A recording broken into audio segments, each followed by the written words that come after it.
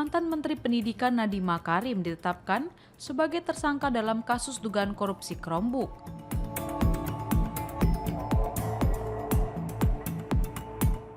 Nama Nadiem turut menambah daftar Menteri era Presiden Joko Widodo atau Jokowi yang tersandung kasus korupsi.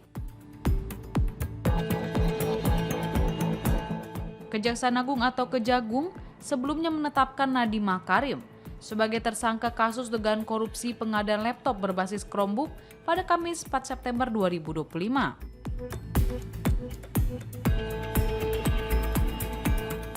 Kasus korupsi ini ditaksir mencapai kerugian negara mencapai 1,98 triliun rupiah.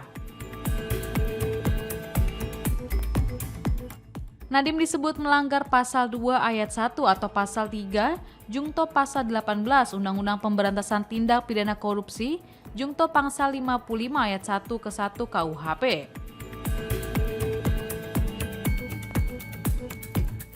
Penetapan Nadiem Makarim sebagai tersangka membuat daftar menteri lainnya yang juga tersandung kasus korupsi dari masa pemerintahan Presiden Joko Widodo.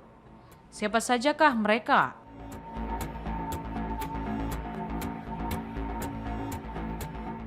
Pertama, Idrus Marham sempat menjabat sebagai Menteri Sosial yang terseret kasus Bansos alias bantuan sosial untuk wilayah Jabodetabek. Kasus ini terungkap lewat operasi tangkap tangan KPK pada akhir tahun 2020.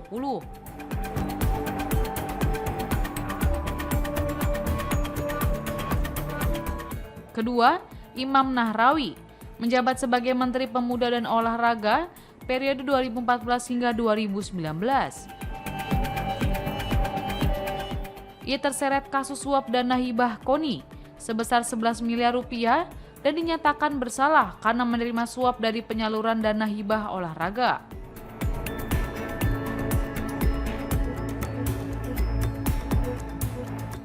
Ketiga, Edi Prabowo menjabat sebagai Menteri Kelautan dan Perikanan periode 2019 hingga 2020. Ia ditangkap setelah terbukti menerima suap dari izin ekspor benih lobster dan mengundurkan diri pada 25 November 2020.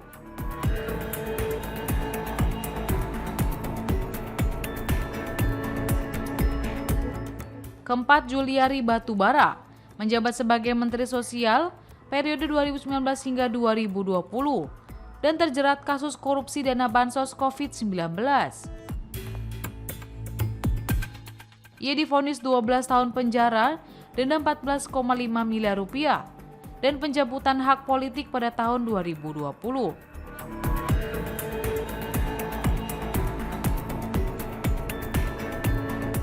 Kelima, Johnny G. Plate yang menjabat sebagai Menteri Komunikasi dan Informatika pada periode 2019 hingga 2024.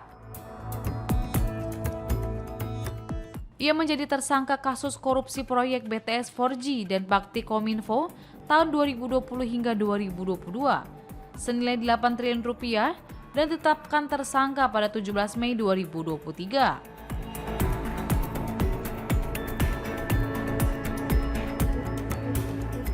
Keenam, Menteri Pertanian yang menjabat periode 2019 hingga 2023, Syahrul Yassin Limpo, divonis 10 tahun penjara oleh Pengadilan Tipikor pada Juli 2024 dalam kasus pemerasan.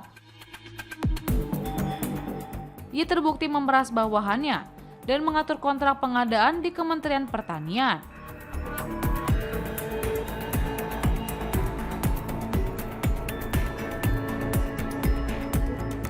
Sebagai tambahan, 2 pejabat menteri di era pemerintahan Jokowi lainnya juga sempat tercatat sebagai tersangka korupsi.